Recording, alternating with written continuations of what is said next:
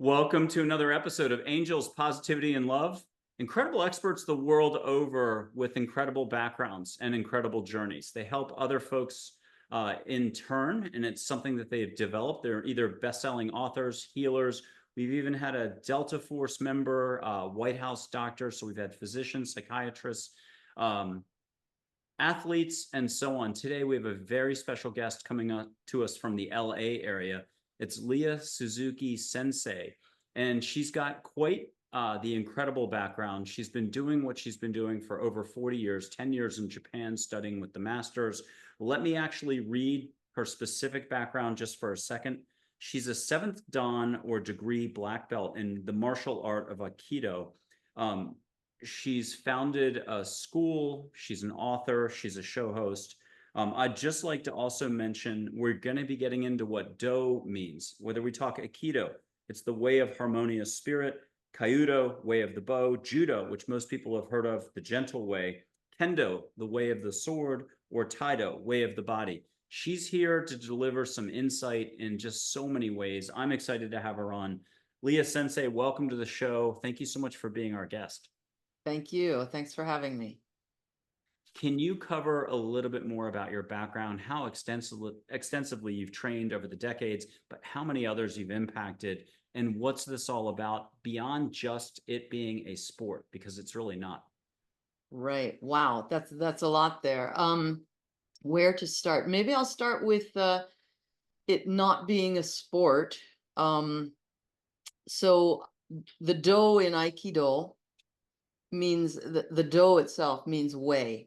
The literal translation is just, it can be a path, a literal path, like my route going home or whatever, but put together with other words like the example of Kyudo, Kendo, it becomes the way of, and then this art or this pursuit. So for example, Aikido is the way of Aiki, and Aiki is blending or harmonizing energy.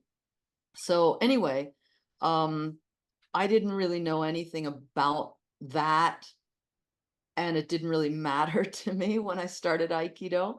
What mattered to me was, I should back up a little bit and describe what I had just sort of completed in my life when I entered into Aikido. I was a competitive horse rider. And with horse riding, of course, you've got two living beings. So you've got the horse and then you've got the rider, and the horse outweighs and therefore outstrengthens the human by, I don't know how many times, but a horse is about 1,000 pounds. So you've got a couple of choices. You can try to get the desired result, whether it's having the horse jump over a fence or, run really fast, whatever. You can try to get those results through like threats or pain, a heavier bit, a more severe bit that hurts the horse, or you can try to become one with the horse and help the horse to produce these natural movements. You see horses running in the wild and sort of collecting themselves and bringing themselves into various shapes. And so a good rider will empower the horse to find all of its repertoire of natural movements. So, and if you try these other techniques, like having a stronger bit, a more severe bit, a more pain-inducing bit, or spurs, things like that, the horse, first of all, tightens up. You don't get as beautiful of a movement. Secondly, eventually they become more and more calloused to it. So you've got to continually make it more and more severe. So anyway, I was riding, sincerely, riding very seriously, about 4 to 6 hours per day, 7 days a week. And then for various reasons, the main reason being that my trainer suddenly changed her life and moved away. At the age of about 20, I suddenly found myself without these horses except for mine. and without a trainer who kind of knew the horse business. So my riding career came to a screeching halt. And after a few months, I noticed that I was kind of antsy. And I think now what it was that I suddenly wasn't getting these endorphins. So really, I just stumbled across Aikido almost by accident. I had always been interested in martial arts and didn't really know why. I checked out various classes. I went to watch various classes. And frankly, I thought that Aikido looked a little bit funny, a little bit weird. But the one difference was that everybody was sweaty and smiling and grimacing, grimacing because they were trying so hard. And also the teacher was encouraging everybody to draw parallels between the principles of the movement and challenges in life, how to live. So I thought, wow, well, this sounds, at least everybody's sweating, unlike the other classes that I had watched. And this sounds like it's got the potential for something deeper. And also the very next day, I had a 1 month Christmas holiday at university. So I thought, well, what else am I going to do with my next 4 weeks? So that's how I stumbled onto Aikido. And then my appreciation and my understanding really deepened, of course. And fast forward, I guess it was maybe 3 or 4 years later, I ended up going to Japan to train with my teacher's teacher. And my original plan was to be there for, I think, 3 weeks. And then the restaurant that I was working at no longer needed me. And I no longer needed them. It was one of those things, they kind of fired me and I quit all at the same time. And so then I got a visa that was for 3 months, and here I am between jobs. And so anyway, and then I got to Japan and I found a job really quickly, and they offered me a 1 year visa. So suddenly my plan of 3 weeks became 1 year, and then I ended up staying for 9 years. So Talk to us about the training. How did you go down that path? how did I go down the path?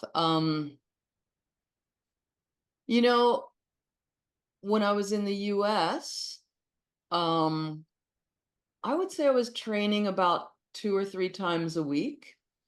I always especially liked it when we had a couple, in those days at the dojo. I started in Boston, and in those days, I think the Boston dojo that I trained at only had, I think, only 2 or 3 black belts at the time. This was like 1985 or something. And but when the black belts were there, it was really exciting, really fun. And even though it was like really, really difficult. And a short digression, I had 2 older brothers growing up, and one of them was really, really athletic. And he was bored, and we lived out in the country. So I was his default training partner, sports partner, everything. And he's 4 years older than me. So anyway, it was really challenging. But maybe training with these black belts as a new white belt, maybe part of the reason that I liked it so much was because I was already used to training with somebody who was so far ahead of me athletically. And I knew that that was a good way to progress, is to train with people who are much better than you. So, and a lot of people, by the way, in my experience with my students, a lot of people get too intimidated to even try that. So, which is really a shame. But anyway, that's what I did. I trained really hard, and then when I got to Japan, I still remember this one story very, very clearly. At the end of my first class in Japan, which was, by the way, just like so overwhelming in a really good way, I was third kyu, so it was sort of like mid-level white belt. And in Aikido, in most Aikido schools, we have just about five or six levels of white belt, and then you start the levels of black belt, up to 10 levels of black belt. So I was a mid-level white belt. Anybody who does Aikido, I was third Q. And the class was just like mind-blowing. And then at the end of class, Sensei went to a friend of mine and he said, bring her tomorrow. I heard this whole conversation. He said, bring her tomorrow. And my friend said, hi. And because you always say hi to your sensei, right? So he said, hi. And then he said, to Sasame Dojo Sensei, because that was the only place in our organization that there was a class. And Sensei said, yes, like, of course. And my friend said, hi. And then he said, to the black belt class, Sensei? Because that was the only class there was at that dojo on a Wednesday night. Sensei said, yes. And then he said, hi. And then he said, Sensei, she's not a black belt. And Sensei said, I know, bring her. And he walked away. So that was after my first class in Japan, and I was scared. But again, having done so much physical stuff with my brother, I of course went. And I think in retrospect, I think they were surprised because I walked in the door and like 5 or 10 guys like looked at me. I got there early and they looked at me like, oh, well, she's really here. and so it was this tiny, tiny little dojo.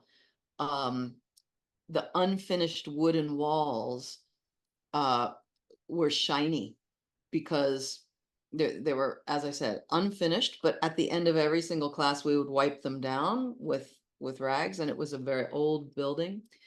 So anyway, it was just this beautiful, serene atmosphere when I entered. And again, they like looked at me, and then I didn't speak Japanese at the time, and somebody said something to somebody, and then somebody else said something, and then they looked back at me, and then one of them came over, and he showed me a ladder that went up through the ceiling, and he said, "Women's changing room, women's changing room." So then I realized, oh, maybe there's like no women ever coming here. So I thought it was super cool. I like climbed up the ladder, and there I am between the ceiling and the roof in this old building. And it wasn't high enough to stand up, I just sat seiza and got changed into my dogi. And then I climbed back down the ladder and came down and trained. And there were about, for anybody who knows tatami sizes, especially if somebody watching this has done martial arts, it was about 27 tatami. And my memory is that I think there were usually about 30 or 35 young black belts on fire. This is 1987. So that's less than one tatami per person. And, when somebody threw you, you would stay engaged.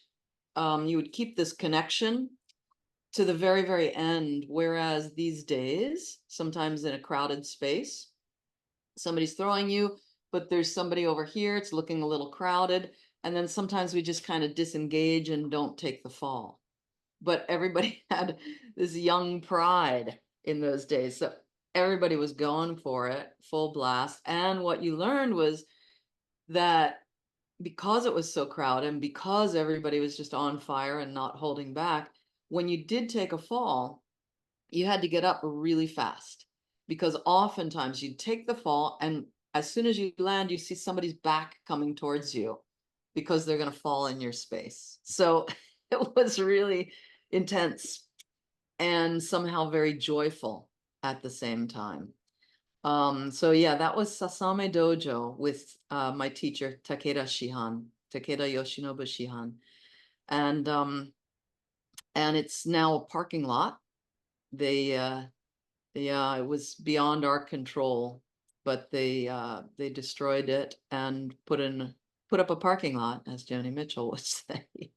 So, but we do have another dojo in Kamakura. It's a beautiful dojo on the grounds of a shrine, and I've trained there many times too. Tell us about So Takeda Sensei. tell about Takeda Sensei, did you say? Yeah. So I met Takeda Shihan or Takeda Sensei. By the way, that for those of you who are not familiar with martial arts, Shihan means like master teacher or teacher of teachers. So we sometimes call him Takeda Sensei, but he's more accurately addressed as Takeda Shihan. So I first met him when I was training in Boston, and my teacher in Boston had spent 10 years living and training in Japan. Some of those years he trained very much with Takeda Shihan. So, and this is Bill Gleason Sensei. So Bill Gleason Sensei invited Takeda Shihan to do a seminar in Boston. And we were very impressed with Bill Gleason Sensei, but then his teacher came and we were like, oh my goodness. And I was more impressed with Bill Sensei because of that seminar, because I got to see him getting thrown, and he was quite impressive in that regard. And then, of course, I was impressed with Takeda Shihan as well. And interestingly, at exactly that time, I had been teaching English as a second language, and a lot of my students were from Japan. And every time I had a Japanese student, they would always say, oh, you should come to Japan. When you come to Japan, come visit me. Have you ever been to Japan? I'd say, no, I've never been. You should come. And so I had this in my mind, and then Takeda Shihan visited. I was so impressed with his Aikido. And then about a year later was when I found myself in between jobs and all of that. And I thought, now's the time. Seems like now is the time. So, and I can tell you also, you know, your listeners especially might be very interested to hear this. I had, so again, Aikido, we're looking for, Aikido is, here's my standard definition of Aikido. It's a revolutionary Japanese martial art, and it's based on positioning, timing, leverage, and the goal is to arrive at a win-win outcome, protecting yourself and protecting your attacker from harm. So that's a very tall order. And just like with horse riding, you want the horse to find their own natural movement without forcing them into it or coercing them, something like that. So you'll get more cooperation from your attacker the looser you are. It's hard to push back against something that doesn't seem stable, right? If you go and you push against a brick wall, you can push a lot. You're not going to do anything, but you can push a lot. But, you know, if you push against something, you know, a willow tree or a little sapling, you push against it hard, and if you're not careful, you lose your own balance. So I still remember very clearly the first time that I got a hold of Takeda Shihan's wrist. I'll back up to give some background. At that point, I had been training, I want to say 2 or 3 years, and I had been thrown by people who were, you know, a lot of different levels of black belt, and some were the same level as he was. When he visited us, I think he was 7th degree black belt, 7th Dan. And I had been thrown by some other 7th Dan. So of course the mind wants to compare, especially the Western mind. And so I, you know, when he pointed to me and invited me to come and attack him and grab his wrist, I thought, oh, wow, you know, this is going to be like so-and-so sensei, maybe as good as so-and-so sensei, who was really, really loose. Not like so-and-so sensei, I could kind of feel him. He was a little tight.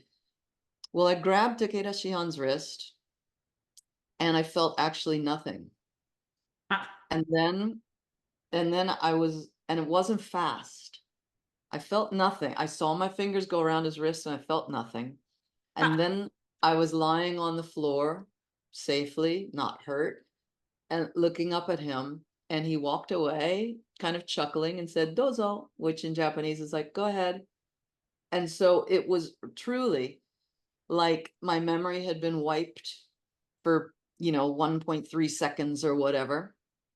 Um, and I had no feeling of tightness or looseness, just like I grabbed onto a tornado that wasn't even moving fast. So that was mind blowing for me. And I felt that it was just, I saw the parallels between that and good horse riding. Hmm. So Before we get to, oh, it's incredible what you're sharing. thanks. Before we get to Japan, Yeah. there's an expression, a Joshu expression. So this, I don't know, this must be 600 BC. Uh-huh. What about it when the blind turtle finds the plank? And the answer from the teacher is there are no accidents. Talk to us about the serendipity, synchronicity. There were no accidents on your path. Talk to Yeah. us more about that. Boy, that's really yeah. I'm trying, you're catching me a little off guard. I'm trying to think of examples, but I'm not coming up with anything right now. But I do feel that um it is amazing to see like how things seem to have, like I couldn't have written a better script.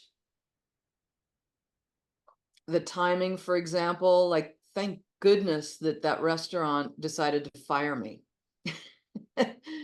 um I was really miserable there. And actually they said business was bad, and so they didn't really want to fire me, but they're like, okay, we have to pick one person, and she hates it. So she's out of here. And I had attitude. I was a good waiter, and I made a lot of tips because I could take on a lot of customers for some reason. But anyway, that's just one example. Like, that's what freed me up. I sometimes get really kind of caught up in my plans and my structure that I create. So if that hadn't happened, I probably would have stuck with the 3-week plan. Um, but yeah, I do feel like things have been, just when I needed another stepping stone, there it was. Mm. So trying to Talk, think of talk to us examples. about your attitude then. What attitude did you have before Japan? Tell us a little bit about your personality then, and Yeah. we'll discover more and we'll cover it more later how you've evolved and changed. But how would you describe yourself before Japan? Okay. Well, one interesting thing, I spoke with a friend. Um, One time I was speaking with a friend who knew me before Japan, and then he got to know me more again after Japan. And he said, I changed so much. And I said, in what way?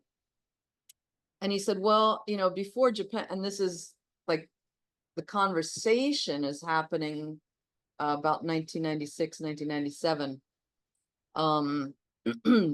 But again, before Japan was like 1980. Yeah, I went to Japan 87. So we're talking like mid 80s. So he said the mid 80s Leah was kind of like if I walked into the room, it was, these are his words, it was like Madonna walked into the room. And so I guess he just meant like, monopolize the conversation and, you know, somehow, attention grab. I'm not quite sure. But then after that, I was more calm and kind of subdued, I guess. Um, and that's kind of how I feel. I wonder like, oh yeah, okay, that sounds like it might not be too much off base. Um, in my Aikido training, and therefore like bleeding into other parts of my life, I did one of my early lessons there was Takeda Shihan's class, his weekly regular classes, other than special classes or special events, were Tuesdays, Fridays, and Sundays. And then some of his students had some other dojos in the area, like on a Thursday night or a Saturday night. So theoretically, well, not theoretically, we could train 6 nights a week if we wanted, all in this same organization.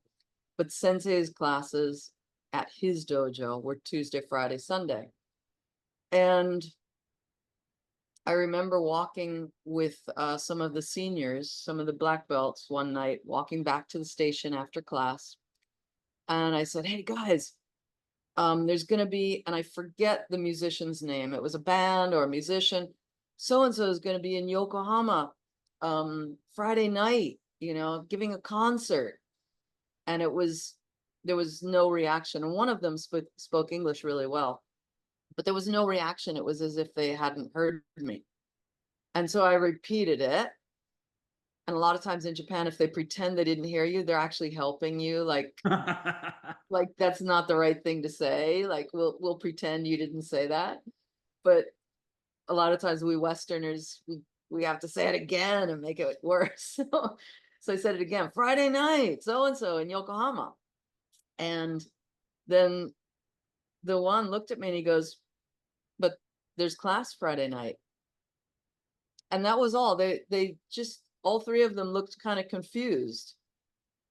And that was really interesting because in the US, if people said, you know, there were some members of the dojo who would say, no, you shouldn't do this. It was the should or shouldn't. No, you shouldn't go do this and that on a class night. You got to train. And, you know, you would feel scolded. But in Japan, it was just like, it just didn't compute. Like, well, wait, no, Tuesday, Friday, Sunday, that's Aikido. Huh. It was like, it did not compute, like I was speaking another language. And then I realized, wow, you know, it makes it so simple. You pick your dojo and you just commit. You truly, truly commit 100% to that. And so, like, I brush my teeth every morning. And pretty much every morning, I don't feel like brushing my teeth. But after brushing my teeth, I always feel better. I feel like, oh, it's nice and fresh now. And my breakfast tastes good. You know, so I realized, oh, you can make it the same with your do, your way, whether it's meditation or Kyudo or Judo or whatever it is, you make it your way. And some, you know, who knows, maybe tomorrow morning I'll brush my teeth and I'll go, oh my gosh, I'm loving this. This is so fun, but it hasn't happened yet. But anyway, with your do, your way that you've chosen, some classes, you're going to go, oh my gosh, that was great. Oh, I had a breakthrough. I had an epiphany. Wow. But in my experience, those are few and far between, especially after the beginner level. You have plateaus and then you jump a little bit and there's another plateau. But if you don't train, there's 0 chance of having that epiphany in your do. So you just go and you just do it. And in 40 plus years doing Aikido, I've never once trained and then afterwards said, nah, no, I should have stayed on the sofa tonight. Should have watched some Netflix tonight. Why did I go to the dojo? No, every time. I always feel better after class. So yeah. The whole Western mind, Eastern mind thing, but when we talk sports versus sports or practice versus practice, one is not always the same as the other. If we look at an Olympic athlete like an Olympic swimmer who's won 25 golds, they may have spent 20, 25 years doing the same thing with a variety of coaches, but even the coaches aren't necessarily cultivating awareness for the athlete. Maybe awareness in the pool, maybe better times, maybe better practice or technique, but not applying to all quadrants of their life. I think it was Dan Millman that talked about what's the point if you're on the soccer field or in the pool working so hard, if you're going to go straight back to thinking and be tied up in a knot all over again the second you get out of the pool. And I think we've seen it with some famous Olympic athletes that after they've retired, you're hearing the emotional distress that they're in. They didn't cultivate harmony or peace or the pathless path or find their gateless gate to better living all around. Can you discuss with us how Aikido actually promotes that and encourages it? And again, you talked about instructors who compare, struggles in real life and how being in that class helps you navigate yourself, conquer yourself in a positive way, and then the world at large. Yeah. So first of all, and now I'm going to turn this air conditioner to cool again. Here we go. First of all, Aikido, from the start, when you start doing Aikido, pretty much every dojo, I think, there's probably some exceptions, but most dojos begin by encouraging people to stay loose. And many other dojos, you work to build up strength first and then work on flexibility. But in Aikido, you're trying to be loose from the start. So and a good teacher will sometimes point out the parallels. So just like a good riding instructor, actually, but the riding instructor often doesn't take it one step further. Let me explain what I mean. So, for example, I've got one student right now who, gosh, if he's watching this video, forgive me, I don't know exactly what you weigh, but I would guess that he's about 180 pounds maybe. And I'm guessing 6'1" or so. And so if he grabs a hold of me, we do a lot of throws from a wrist grab. A lot of times the wrist grab is a similar angle and structure and line to a punch to the midsection. So it works well in that way. Also, it makes sense with if you think about armed combat back in samurai time, you want to grab the guy's wrist so he can't draw his sword. So anyway, we do a lot with wrist grabbing. So I'm 5'4" and I weigh about 138 pounds. And so if somebody 180 pounds who's 6'1" grabs my wrist and doesn't want me to move my arm, then just using my muscles, it's just not going to happen, So if I move my core and I look for a way through this conflict or look for a way through this obstacle, rather than just trying to plow through, then I can execute the technique. And so a good teacher will sometimes find opportunities, whether it's in the class or maybe after class, hanging out, having a cup of tea with your students. I try to remember to point out how, if you're having some obstacle in your life, you keep running into a brick wall. How can you take this principle, say like, oh, well, so-and-so, you did such a beautiful job. Okay, right now, actually, I have a student who this is the first time I've been teaching Aikido for about 25 years. It was the first time that somebody had signed up and said, one of my main reasons for doing Aikido is I think it'll help me quit smoking. It's like, wow, okay, cool. So let's say that I said to her, how's it going with the smoking? And maybe she said, and I'm not a smoker, I never have been. So I don't really understand it. But, let's say that she said, oh, I keep beating myself up. I had a cigarette yesterday, and so I beat myself up, and I don't know what was worse, having the cigarette or beating myself up for 3 hours afterwards, or, and then maybe I could say, well, interesting, because, I saw you tonight throwing Brett, who's so much bigger than you, And instead of just trying to force him down, you found your way through it. You didn't retreat from it, but you moved forward through the technique. And you know, how can you use that metaphor with your smoking, I wonder? You know, so I try to encourage my students to, you know, to use Aikido in that way too. If my students want to just come to the dojo and get a workout and just love the endorphins afterwards and go home feeling great just from the endorphins, fantastic. But I do also try to encourage them to use it in these other ways also, if they want and if they're curious. And so then I think part of what you're asking here, for myself, it's hard to remind myself sometimes if I have some sort of inner conflict or whatever. Okay, wait a minute, you know, inner conflict, or maybe an interpersonal conflict, somebody, a loved one is angry at me or whatever. Okay, they're acting like this. What kind of attack would that be?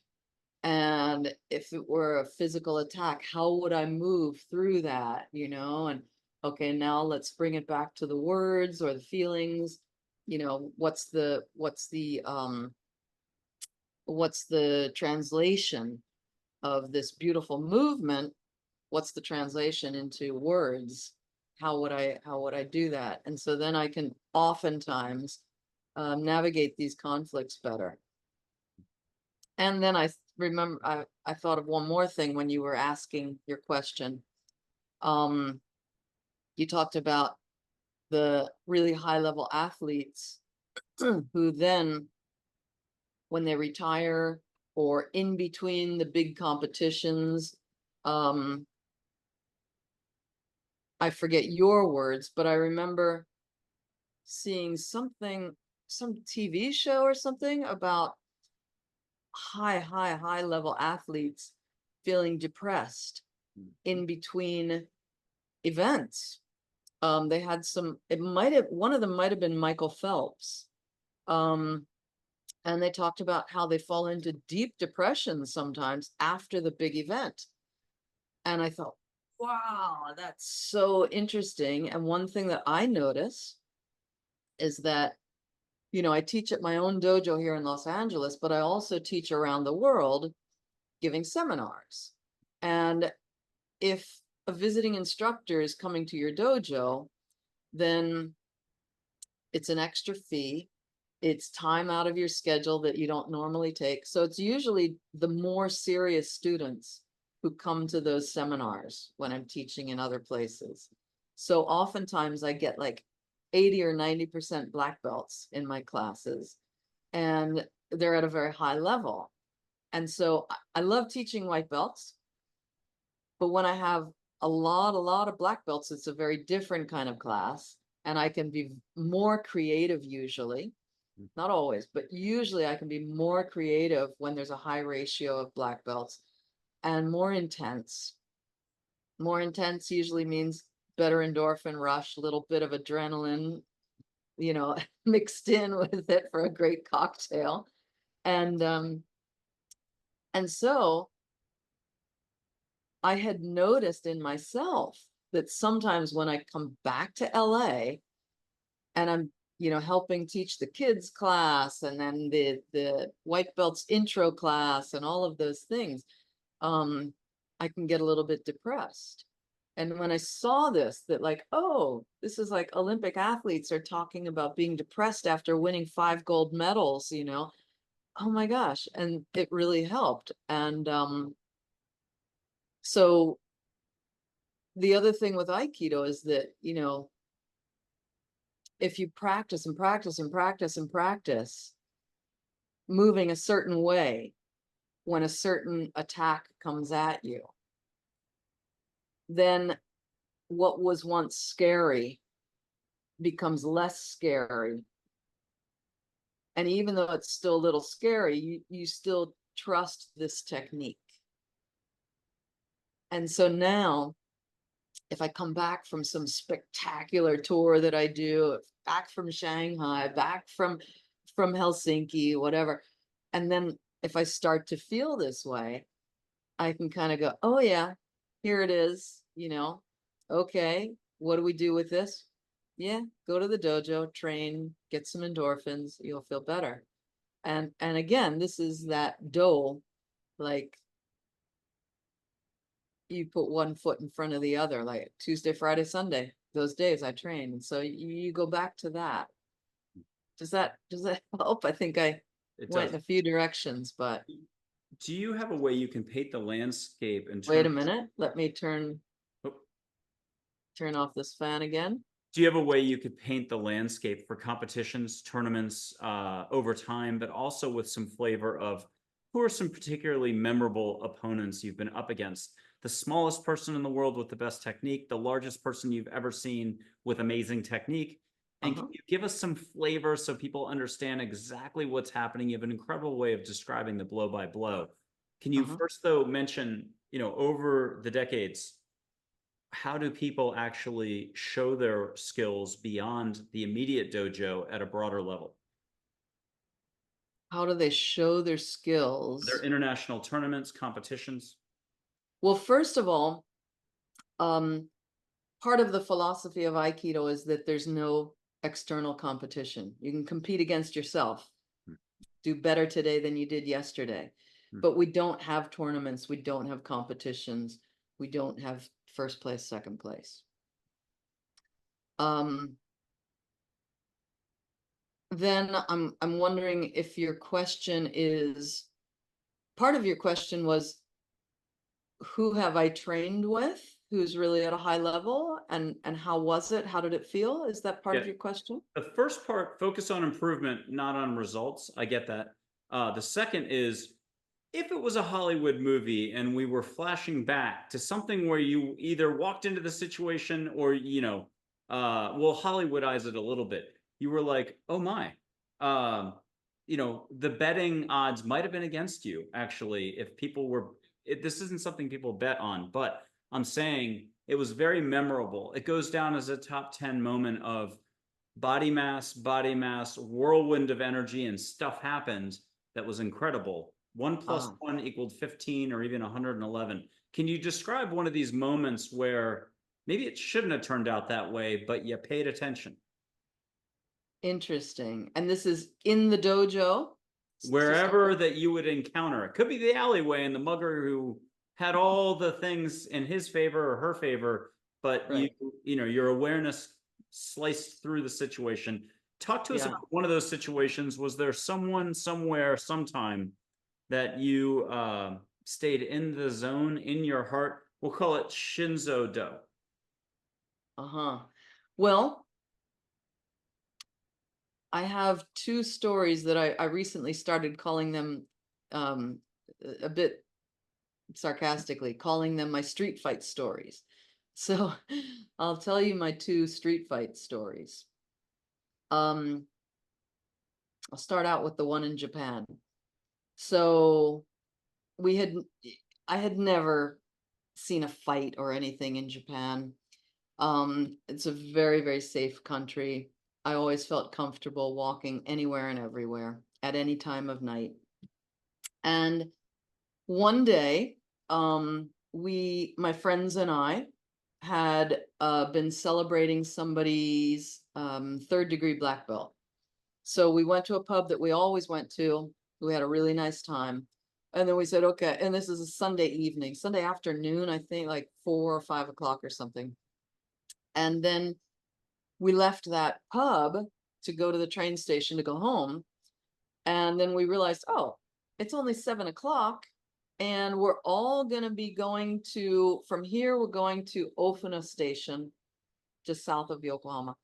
And then we're going to some of us will stay on the same train and go home. Others will switch to a different train. And there's one of our favorite sushi shops right at that train station.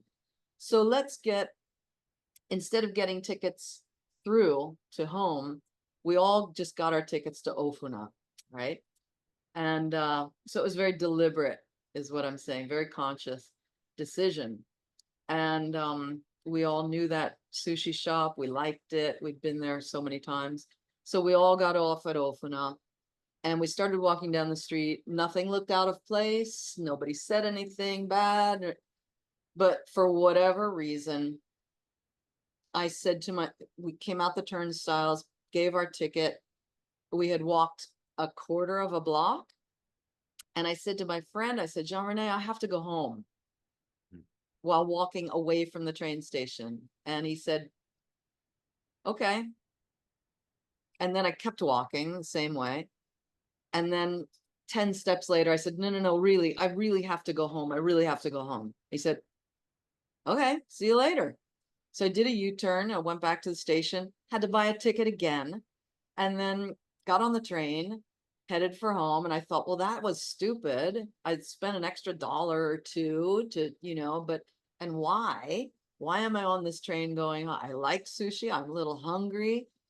And then the next day, I found out that they had gotten into a fight, a Yakuza. So this makes the story really exciting. A Yakuza had said something, and then somebody reached out, and it escalated. So that's my one street fight story, was that I wasn't in the street fight. And I credit my Aikido training with helping me listen to my intuition. So then my other street fight story was in Santa Barbara, California. So not the most dangerous place in the world. It's an affluent town, very peaceful. But I was in this, it doesn't exist anymore, but there was this wine bar with live music, and owned by a husband and wife team, and I knew them and they liked me. And so I would always feel comfortable going there alone or with a friend. And so this one particular night I was there, I got dressed up a little bit. So I'm in high heels and a skirt, and felt very comfortable because, I was just sit at the counter, and the husband would be there filling drinks for people and giving me a taste of this wine or this new thing that just came in. And then he would go off, and then the wife would be there, and they'd always chat like, what's going on? How's the dojo? And it was really nice.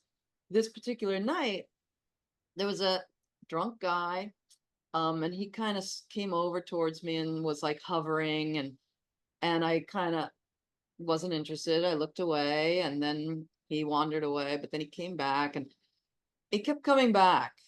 And, the husband at one point kind of gave him a look like, get away from her, she's not interested. And so anyway, he did that a number of times, and then we didn't see him for quite some time. I thought, okay, good, done. That's not an issue anymore. And then I paid my bill, and I started walking home. It was really close to my home. And I was walking through an open air shopping mall, and the walls in this one pathway, they were kind of narrowing, and I was over here close to the wall. So absolutely not like, the aware martial artist, always ready for a fight, nothing. I just felt great. I had a nice evening with nice conversation with this couple. And so I was walking kind of next to the wall, and also there was a big huge planter coming up in front of me, which was like probably a meter in diameter. So again, martially, it was really a bad position to be in. If I had been like on alert and in a dangerous area, I never would have been walking right on that path. I would have been over by about 2 meters. Anyway, so there I am, and this same guy seemed to come out of nowhere. He came at about a 45-degree angle to me. And there I am walking like towards the planter, with the wall here and the planter there. And he came out of nowhere. So it kind of took me aback. It took me by surprise. But interestingly, my body, although it was surprised and scared, and inside, my stomach kind of went up, but my knees bent, and my one foot was forward, my other foot was back, just like we do in Aikido. And my hands remained at my sides. And in less than a second, I guess. I took inventory. I shouldn't even say I took inventory. It was like my eyes and brain took inventory of like, oops, human coming from this direction, wall, planter, and then back. My eyes went back to him and just fixed on him, just like this, not like, you know, just empty. And he freaked out. He jumped back. And sorry, I should explain also. At this point in my Aikido path, I had my own dojo, and I had trained in the 27 tatami dojo in Japan, and now I had my own dojo, which was about 32 tatami, and I had young guys who were on fire, and when I would point to the next guy to come up to get thrown, oftentimes the guy that I just finished throwing I had to check before I threw this guy who was coming full speed. I had to check over here to make sure I wasn't throwing this next guy onto the previous guy.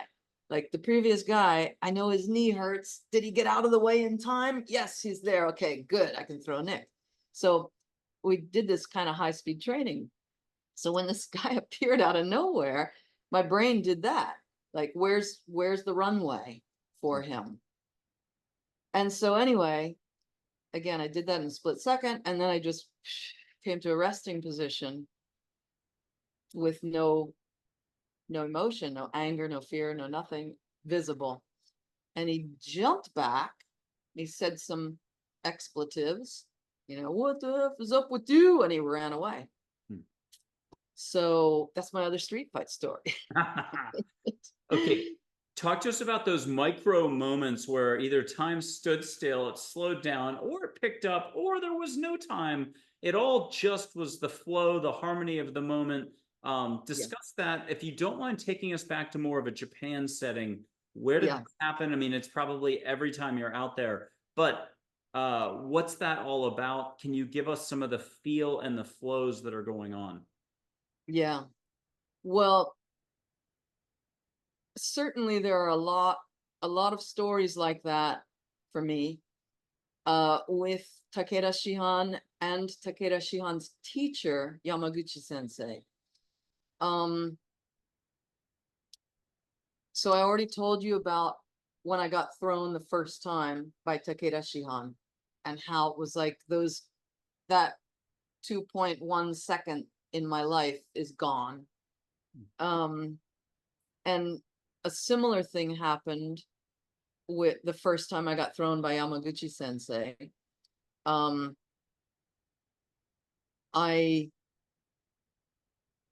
I came up to attack him. I was sitting down, he was throwing my partner, and then he looked to me, so I came up to attack him with a cut this way.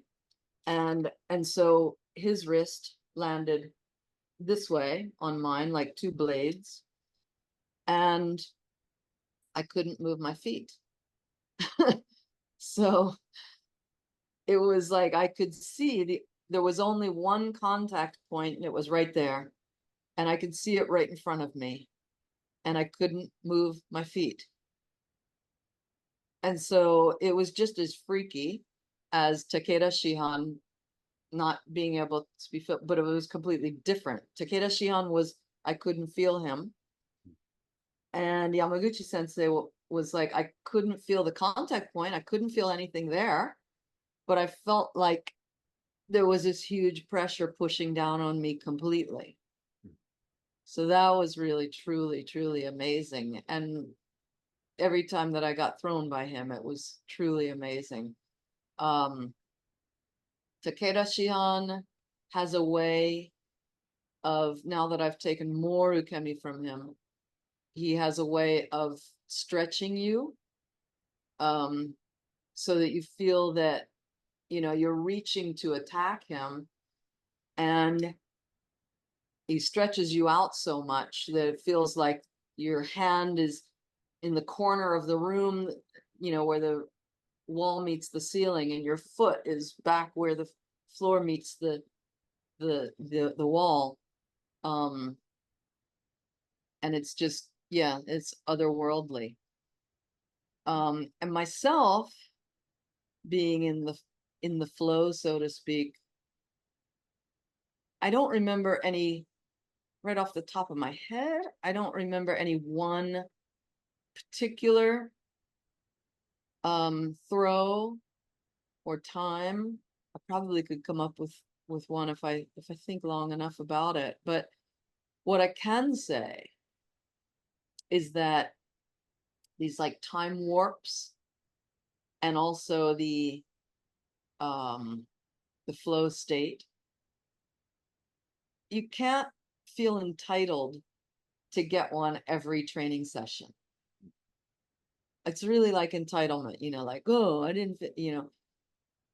Again, the longer you train, the more plateaus you're going to have in various ways. Plateaus for the physical skill or just the excitement of going to the dojo, whatever it is. And you just have to ride these plateaus out. So if you know that and you do it just like a mundane task like brushing your teeth, then when you do have those flow states where time changes and everything just comes together and it's effortless because you've worked so hard, for so many years, you have these moments of effortlessness, then it's like really, really a gift. So, and I now have, if I may, I have another horse story. So, before Japan, and I think I had only had like 3 months of Aikido or 6 months of Aikido at this. Yeah. I had a tiny bit of Aikido experience at the time of this story. I was a good enough rider at the point of this story, that, you know, I had fallen off horses so many times at this point, and then gotten to the point where it was extremely rare that I fell off a horse, like once every couple of years or something at this point. And if somebody said, oh, I've got this horse that nobody can ride, I would go, oh, wait, whoa, where's this horse that nobody can ride? Now, it was point of pride, like, to go ride that horse, and not only ride it, but ride it well. Little bit of bragging going on here. But anyway, so I was at the point where I could kind of pick up the signals if a horse was going to buck. A lot of times one of the ears kind of twitches or the tail twitches, or sometimes that stuff doesn't even happen, but like a little muscle in the back tightens up just a moment before the bucking.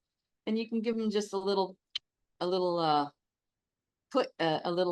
tap with the reins in the bit, like, I'm on to you, I know what's going on. Nope, you're not going to do that. So I get to the riding stable one day, this is in Germany, and the Reitmeister, he's got the horse for me, it's saddled up, and he says, my German wasn't very great at that point. He said something, something, something, something, and I heard the word verrückt. My pronunciation isn't great on that, but verrückt means crazy. And so, to clarify, I said, ist verrückt? I pointed to the horse and said, he's crazy? Is that what you just said? And he said, oh. And so it was like, I'm like, okay, it's on. And so I was like, okay, I've ridden crazy horses before. So I get on, like, okay, I'm ready. And we're going around the ring, 5 minutes, 10 minutes. This horse is moving beautifully, just beautifully. And I said to the Reitmaster, I said, he's great. I said, sehr schön, or something like that. And Bewegung ist sehr schön. He's moving beautifully. And the Reitmaster went, And then just like 2 or 3 minutes later, literally, I was just in the air. I was just in the air. There was no struggle. There was no tightening of this muscle or that muscle or an ear doing this or that. There was nothing. And that was the only horse ever that is like Takeda Shihan, what I felt with Takeda Shihan and Yamaguchi Sensei, that horse was it was a Hungarian thoroughbred. Hmm.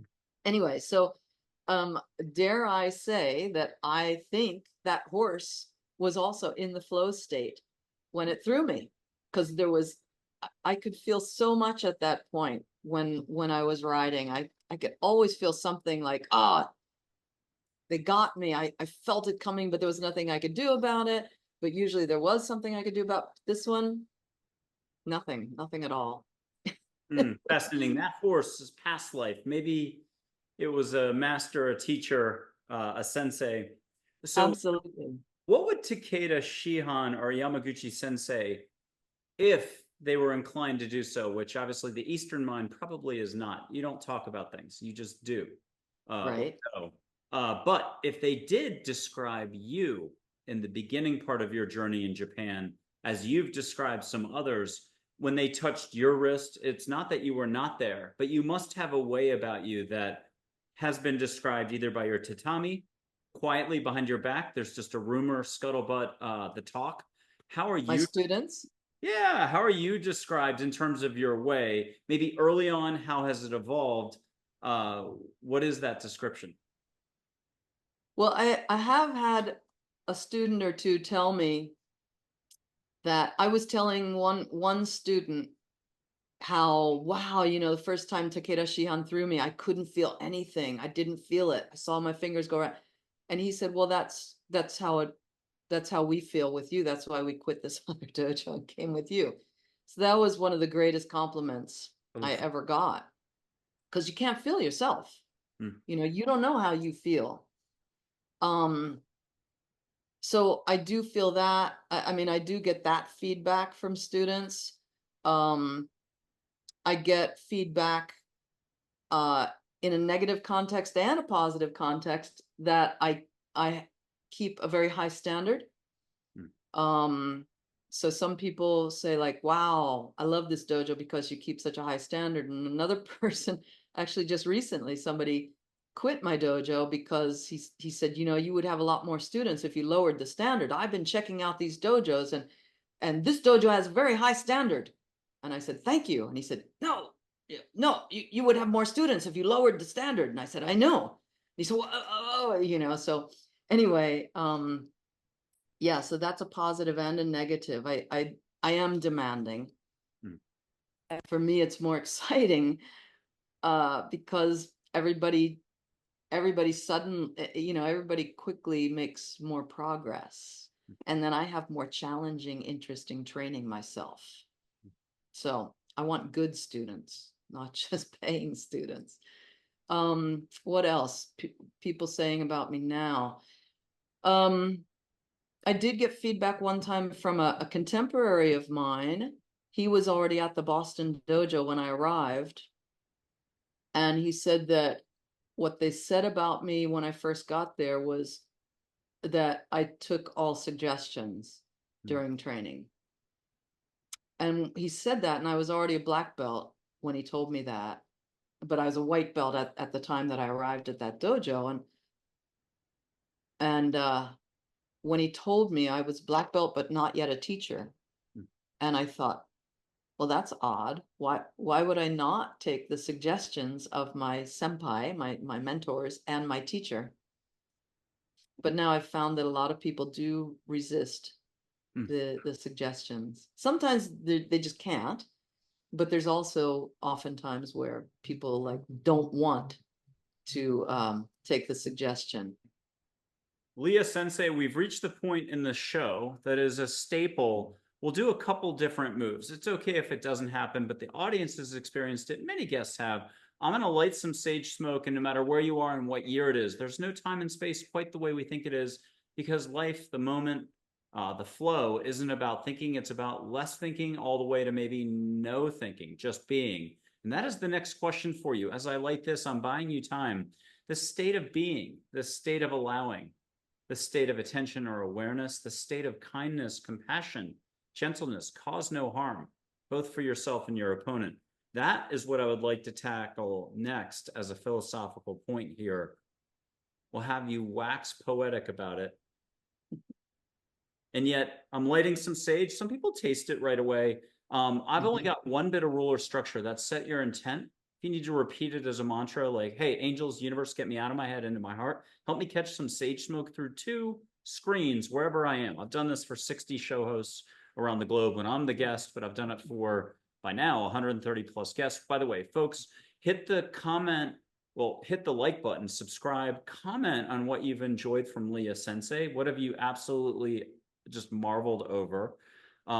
Catch some sage now, but you can make this a 3-tiered tiramisu with no calories. Sage, why not ask the universe for a little extra flowers, something you haven't had for a while? And if you're sitting in the middle of a garden, not the flowers in the garden, something that you remember from 10 years ago that you wish you had, just to make the point that the universe is limitless, so are you.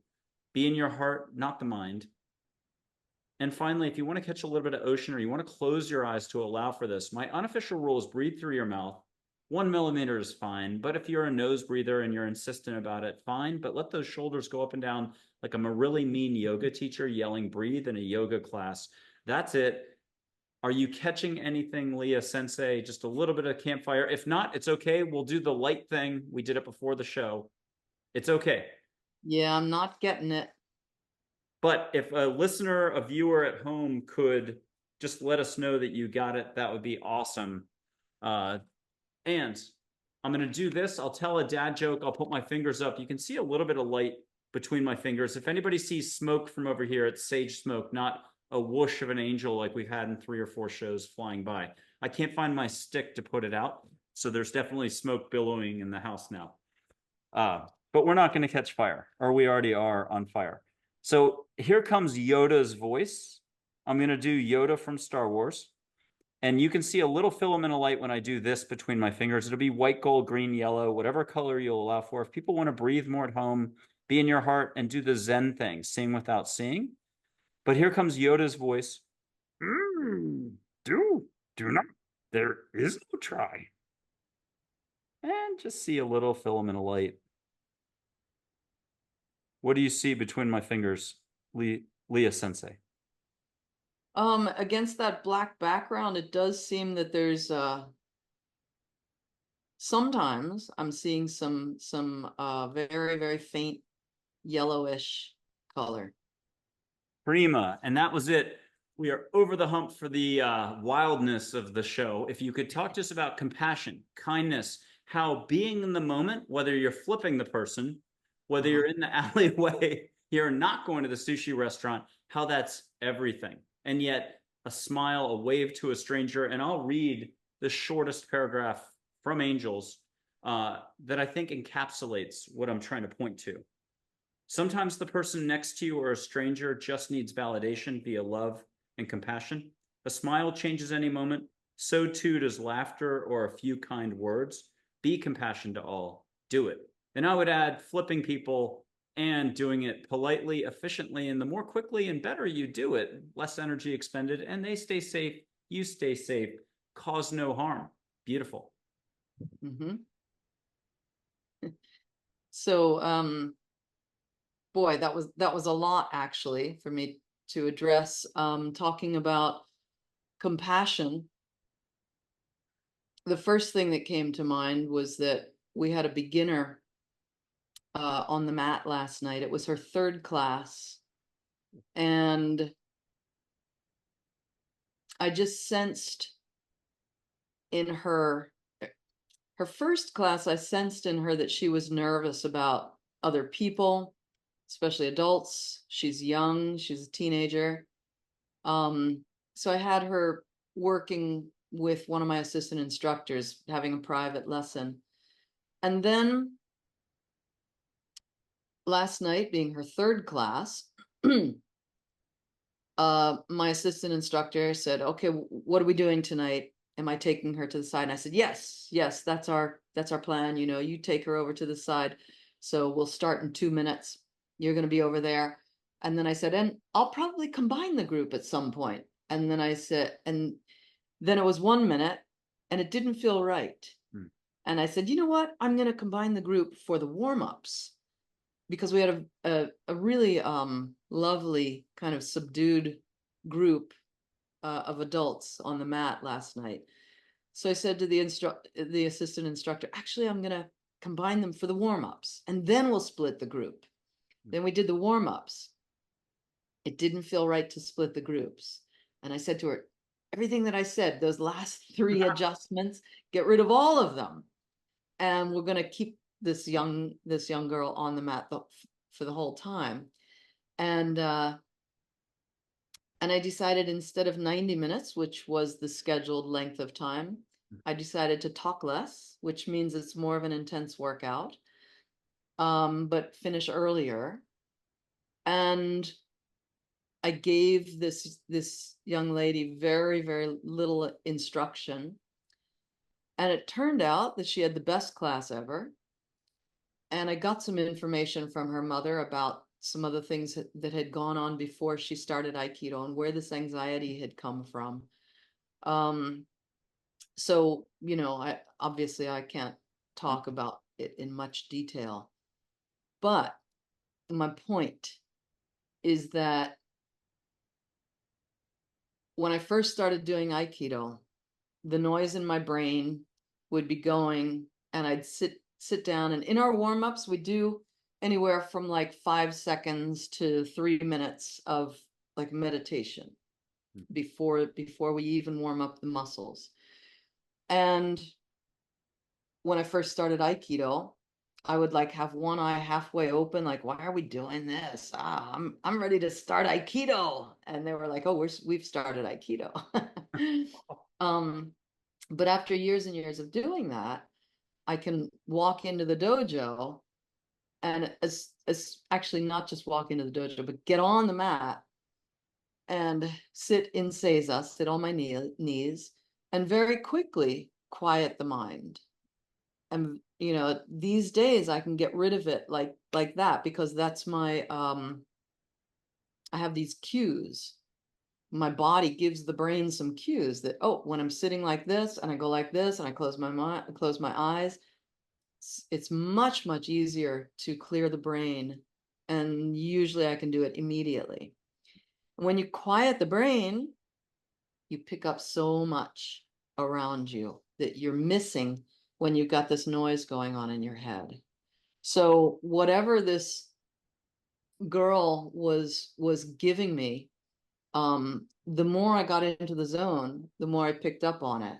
And there are often nights where I change my plan on a dime. I change my lesson plan, or I tell an assistant instructor, like, oh, do this now instead of that. So many times now, more and more in my career, I get really positive feedback on that student that I made the adjustment because of, or for, on behalf of, that very student will oftentimes come to me after class and say, oh my gosh, I can't believe that you did such and such and such. I was hoping you would do that, and then you did, and you don't usually do that. Thank you so much. And how did you know? And I'm like, I don't know how I knew. So that's not to say that I don't make mistakes sometimes, and you know, walk away from a class going like, that one could have been better. But anyway, to be able to center yourself before you're doing something important or something that you love is so valuable, I find. And actually, yeah, I don't know if you were going to announce it, but I have, as I told you, I've got a gift for exactly that. I've got a gift for your viewers, this download. And it's just some of the techniques that I use, some breathing techniques, some for physical grounding, mental grounding, spiritual grounding, that helps me very much and helps me in many areas of my life. I love it. So paying attention, listening is at the core of everything, but it might not be the listening we would need it immediately seize on. It's more awareness and being. Yeah. Okay, we're wrapping up here, but I do have a few quotes for you to react to, or to allow them to propel you in a new direction or an additional direction. Here are a few quotes. Etsuo Asano is well known for growing vegetables of incredible quality in Japan, and they are favored by 5-star restaurants. They want his vegetables. I don't know if it's the cucumbers are 3 times the size of a normal cucumber or 10 times the flavor, but the man knows his vegetables. He says the following: never pretend to understand. Constantly remind yourself that you don't know what's going on, and the vegetables will help you understand them. I thought you would appreciate that, whether it's horses or the mat. Also, it is not possible to relate to an activity in which you do not participate. Breathe, then experience. I actually wrote that. That was from Glow Stick Zen in 2014. Very little read book. Maybe 7 people have read those 1,300 pages. Now, Winnie the Pooh, to wrap it up, and I know it sounds like a lot, but Winnie the Pooh is pretty awesome.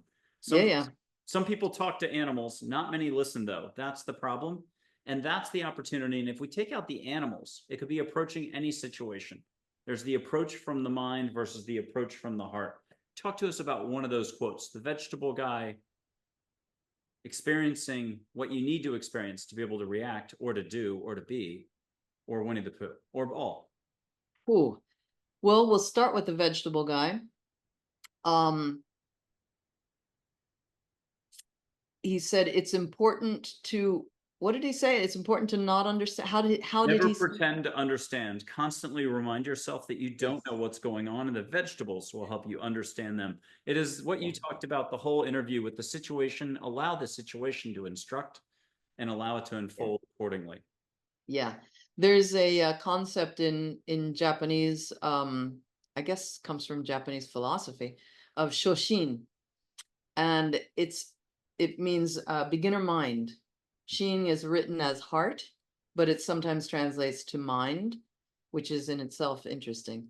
But anyway, and sho is beginner. So there's a concept, shoshin, and it means beginner's mind. And it's especially emphasized for advanced students of meditation or Aikido, martial arts. And it is what allows you to go from, beginner advanced to advanced. So what happens oftentimes is we limit ourselves by thinking that we're an expert in something and stopping researching that very thing and losing our curiosity. I think that curiosity is so incredibly important.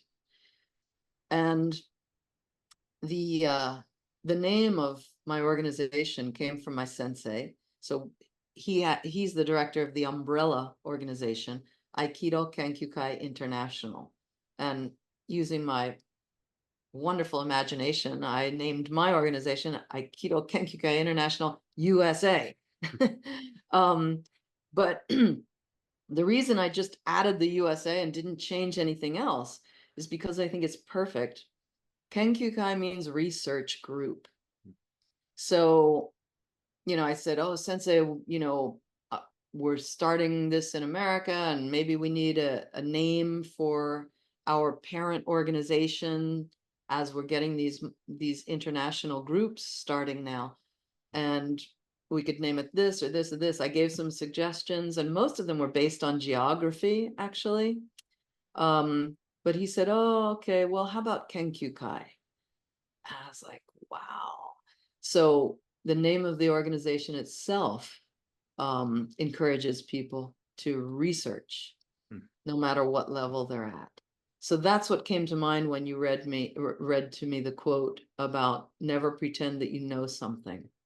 And my assistant instructors, I always tell them, for example, I'll say, okay, I'm going to be teaching in Germany, so please run the classes while I'm gone. Please lead the classes. And I tell them, even up to like lower black belt level, I say, don't teach, by the way. Just lead. Just lead the class. And your job is to be interested, not interesting. Be interested in Aikido while you're leading the class. Don't be interesting. So yeah, we stop learning when we decide that we're an expert and that we know what we're talking about. But when we share discoveries along our path with others, then we have the chance at maybe being really, really, really good at what we're doing, I think. It's brilliant. That's the opening for all of humanity, is just to slow down, take a breath, be or listen, pay attention more, grow your awareness, not your thinking. And LIA Sensei, thank you very much for being on Angels, Positivity, and Love. Incredible interview, incredible sharing. Thank you again. You're welcome. Thank you.